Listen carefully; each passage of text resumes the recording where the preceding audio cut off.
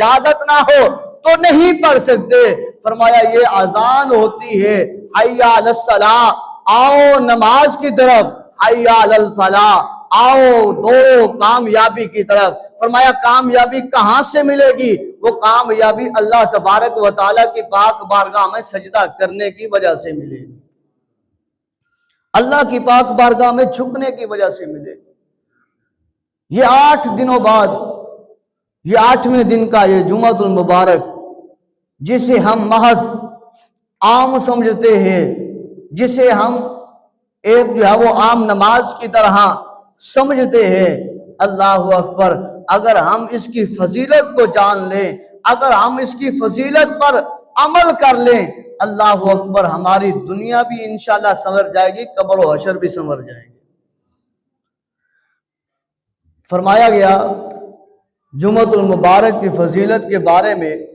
حضرت ابو ہریرہ رضی اللہ تعالی عنہ آپ روایت کرتے ہیں کہ رسول پاک صلی اللہ علیہ وسلم نے ارشاد فرمایا، بہتر دن کہ آفتاب نے اس پر طلوع کیا جمعہ کا دن، اور اسی دن حضرت آدم علیہ السلام پیدا کیے گئے، اور اسی دن جنت میں داخل کیے گئے، اور اسی جنت سے اترنے کا انہیں حکم ہوا، اور قیامت ہی جمعے کے دن قائم ہوگی۔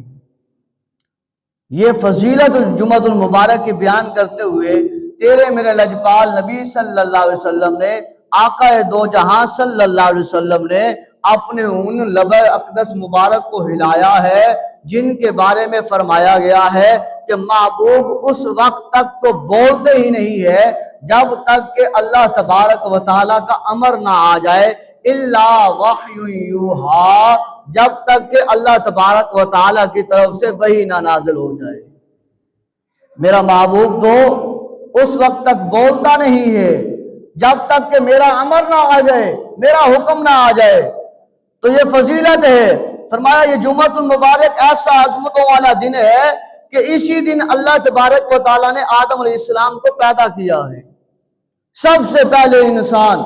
حضرت آدم علیہ السلام، جب حضرت آدم علیہ السلام کی تخلیق کی گئی، جب بنایا گیا، فرمایا جمعۃ المبارک کا دن ہے۔ اور اس دن حضرت آدم علیہ السلام کو جب جنت میں بھیجا گیا،